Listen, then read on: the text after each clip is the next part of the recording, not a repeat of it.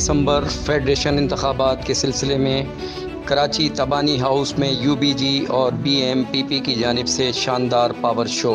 तबानी ग्रुप के CEO हमजा तबानी की रहाइशगाह पर मुनक़िदा इस तकरीब से गवर्नर सिंध और गवर्नर बलूचिस्तान का खुसूसी खिताब। UBG और BMPP के मुश्तरका इवेंट से सदारती उम्मीदवार आतिफ इकराम शेख, UBG के सरपरस्त व पंजाब के वज़ीर SM तनवीर, साकिब फैयाज़ मग्गू, खालिद तवाब, मोहम्मद हनीफ गौहर, मियाँ जाहिद हुसैन, डॉक्टर मिर्ज़ा इख्तियार बेग, मोहसिन शेखानी व दीगर्स ने भी अपने अपने ख्यालात का इजहार किया।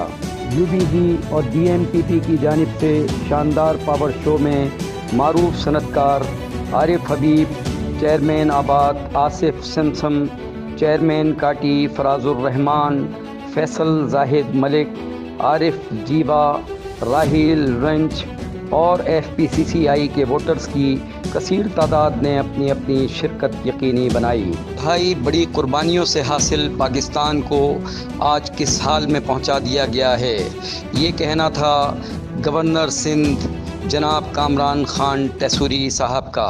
माजी में यूनाइटेड बिजनेस ग्रुप की क़यादत की कारकर्दगी इंतहाई मुतासिर कुन रही है, ये कहना था गवर्नर बलूचिस्तान अब्दुल वली काकड़ साहब का। UBG के सरपरस्त आला और पंजाब के निगरां वज़ीर SM तनवीर ने कहा कि मेरे वालिद SM मुनीर ने एक पौधे की आबियारी की जो आज UBG की शक्ल में तनावर दरख्त बन चुका है। यूनाइटेड बिजनेस ग्रुप की टीम में तराशीदा हीरे हैं जिनके तजर्बात से मईशत को दुरुस्त सिमत गामजन किया जा सकता है, ये कहना था SM तनवीर साहब का।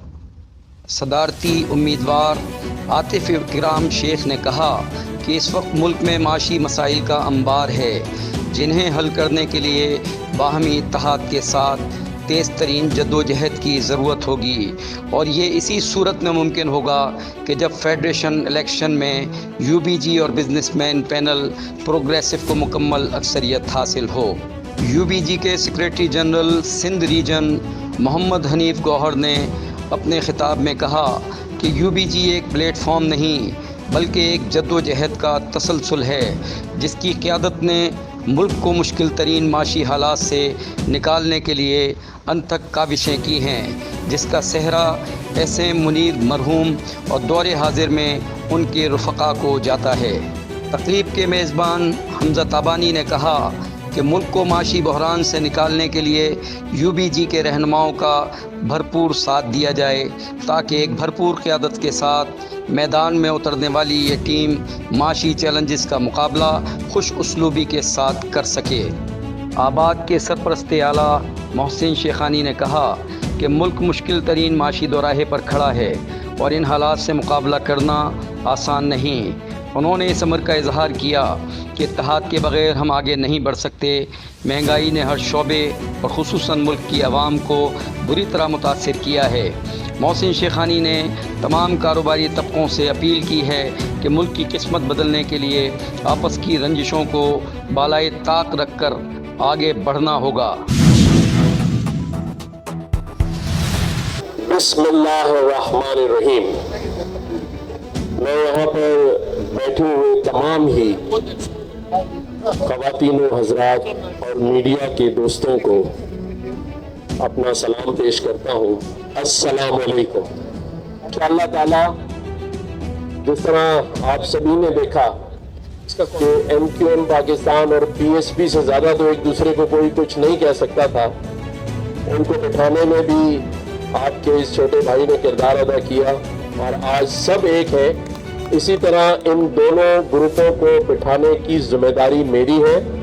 मुझे SM तनवीर भाई ने और खालिद तवाब भाई ने और गौहर भाई ने और हमारे मियाँ जाहिद साहब ने ये इख्तियार भी दे दिया था और गौहर एजाज भाई ने भी कि मैं जो चाहे फैसला करवा दूँ और इन सब का मैं तहे दिल से शुक्रिया भी अदा करता हूँ कि उन्होंने, क्योंकि मेरे छोटे भाई उस ग्रुप में खड़े हुए हैं, तो उन्होंने यहाँ तक मुझे ऑफ़र की और कहा और दिल से कहा कि हम आपके भाई को जॉइंट कैंडिडेट अनाउंस करते हैं اور ہم دونوں کی طرف سے آپ کے بھائی کا نام جانا چاہیے، اور یہ بھی کہا کہ آپ اٹھا کر جو فیصلہ کرا دیں تاکہ ہم مل کر ایک دوسرے کے ساتھ چل سکیں۔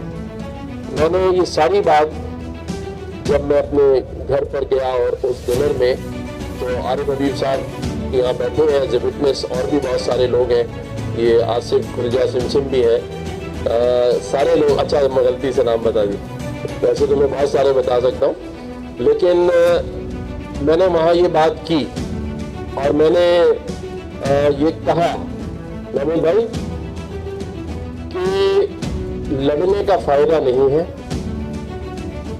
ان ڈنرز پہ اتنے پیسے خرچ نہ کریں، اور پھر ہار جیت کے بعد وکیلوں پہ پیسے خرچ نہ کریں، ان پیسوں سے فیڈریشن میں کوئی اچھا ہم کام کر لیتے ہیں ان لوگوں کے لیے جو معاشی بحران کا شکار ہیں۔ یہ پیسہ آپ کا اور ہمارا سب کا ضائع ہو رہا ہے، اور دیکھیں میرا یہ ماننا ہے کہ پاکستان جو ترقی نہیں کر رہا، اس کی ایک بڑی وجہ ہماری ریپوٹیشن ہے، جو دنیا میں بھی خراب ہے اور پاکستان میں بھی خراب ہے، اور وہ کیوں ہے کہ ہم ایک دوسرے کو برداشت نہیں کرتے۔ میں اپنی مزید بات کرنے سے پہلے ایک چیز دل سے چاہتا ہوں، اور آصف بھائی بیٹھ جاؤ، اوپر جو کرنے جا رہا ہوں اس میں آپ کا بیٹھنا بہت ضروری ہے، کیونکہ میں سب کو کھڑا کرنے جا رہا ہوں، اور میں چاہتا ہوں کہ ہم ایک ایسی شخصیت کو اسٹینڈنگ پوزیشن دیں، کھڑے ہوں، جن کو ہم دل کی گہرائیوں سے پیار کرتے تھے، اور اس شخصیت کا نام ہے ایس ایم منیر۔ دیکھیں یہ باتیں تو ہو گئی، ہم جیت بھی جائیں، پاکستان ٹھیک کرنا ہے یا نہیں کرنا، پھر سے بتائیں، چاہتے ہیں کہ پاکستان کی عزت ہو، پاکستان کا مقام ہو، یا بس ایسی ہی گاڑی چلتی رہے، جب ختم ہو جائیں یہ $1-2 بلین پھر جا کے مانگ کے آ جائیں، 1 اور 2 پہ ہی سوئی اٹکی ہوئی ہے، اور پورے پاکستان میں کوئی ایسا مرد عام موجود نہیں ہے جو ہاتھ اٹھا کے کہے کہ یہ $1-2 بلین مجھ سے لے لو۔ اس کا مطلب 76 سالوں میں اس پاکستان میں بھی کوئی 5-10 بلین کا آدمی نہیں ہے، اور سچا پاکستانی ہے تو ہاتھ اٹھائے اور کہے کہ یہ قرضہ میرے ذمہ ہے۔ عارف بھائی اٹھانا چاہتے ہیں لیکن وہ منع کر رہے ہیں، نہیں خود منع نہیں کر رہے، غور اعجاز منع کر رہے ہیں، کہہ رہے بھائی میرا شعر لگے ہوئے کیا کر رہے ہو۔ حنیف نے کا ہاتھ نہیں اٹھانا ورنہ میرے سارے شعر ڈوب جائیں گے، اور 2 بار انہوں نے ہاتھ پکڑ لیا ان کا، ورنہ مجھے پوری امید تھی کہ عارف حبیب صاحب ہاتھ اٹھائیں گے۔ تو یہ کب ہاتھ اٹھیں گے، اور کب ہم سب مل کے یہ سوچ لیں کہ ہم اب فرد نہیں رہے، نہ ہمیں رہنا ہے، کیونکہ آج کی تاریخ تک ہم سب فرد ہیں، ہمیں ایک قوم بننا ہے، ہمیں اس پاکستان کے لیے، اس صوبے اور اس شہر کے لیے، کیونکہ یہ شہر انجن ہے اس ٹرین کا، جس کی جو بوگیاں ہیں اس کو بچانے سے کوئی فائدہ نہیں ہوگا، ان ڈبوں کو بچانے کا فائدہ نہیں ہے، ہمیں انجن کو مضبوط کرنا ہے، اور وہ انجن اس شہر کراچی میں موجود ہے، اگر ہم اسے مضبوط کریں گے تو پوری گاڑی چلے گی۔ تو پاکستان کو ٹھیک کرنے کا واحد راستہ مجھے جو نظر آتا ہے وہ یہ ہے کہ ہم ایک دوسرے کو ٹھیک کرنا بند کر دیں، اور تمام اسٹیک ہولڈرز بیٹھیں اور اس پاکستان کے معاشی بحران کا حل نکالیں۔ دیکھیں جو کرنسی ہم لوگ جمع کر رہے ہیں نا، اور ہم نے جہاں جانا ہے کچھ سالوں بعد، کئی سالوں بعد، وہاں یہ کرنسی نہیں چلتی جو آپ جمع کریں، اور دنیا میں بھی دیکھ لیں، اگر عمرہ کرنے جانا ہو تو ریال خریدتے ہیں، US جانا ہو تو ڈالر خریدتے ہیں، اور آخرت میں جہاں جانا ہے وہاں یہ کرنسی نہیں چلتی، اور وہاں کی کرنسی کے لیے کچھ نہیں کرتے۔ جانا نہیں ہے، کسی کو کل اور کسی کو کئی سالوں بعد، تو کوشش کریں کہ اس کرنسی کا بھی اہتمام کریں، کیونکہ وہاں وہی چلے گی جو یہاں آپ کام کریں گے۔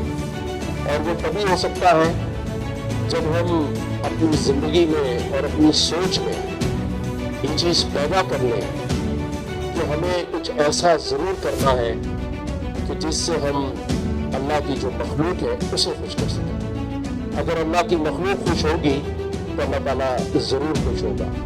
اور یہ کوشش مجھے پتا ہے یہاں بیٹھے بہت سارے لوگ بہت دل سے اور چھپ کر رہے ہیں, لیکن ہمیں اس 24 کروڑ لوگوں میں سے 22 کروڑ لوگوں کے لیے کچھ کرنا ہے جو اس معاشی بحران میں مڈل کلاس سے بالکل نیچے چلے گئے. ٹھیک بھی کرنا ہے, اور کون ٹھیک کرے گا؟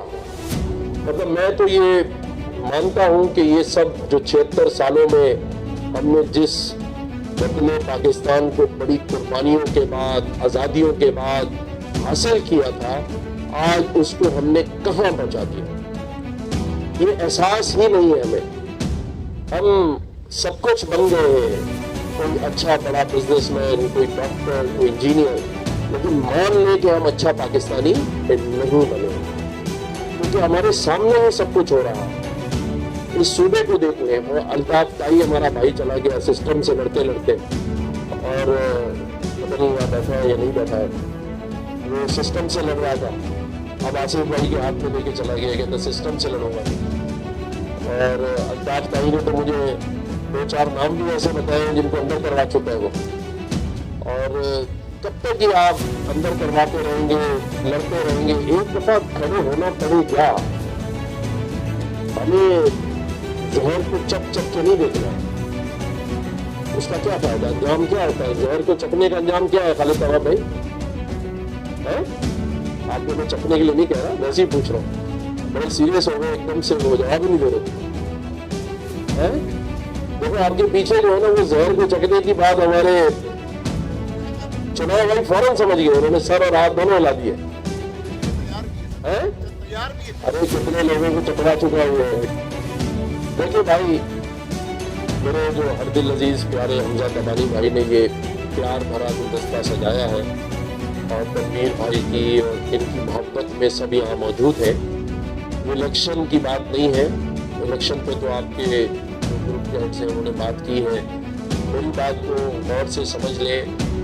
کل کی بات میں آپ کو بتا رہا ہوں, 49 انڈسٹریز گیس کاٹنے کی وجہ سے بند ہو گئی, اور مزید بند کرنے کے لیے تیار بیٹھے ہیں, کیونکہ جس کا 10 کروڑ روپے مہینے کا گیس کا بل آ رہا تھا, اب وہ 30 کروڑ روپے مہینہ بھرے گا.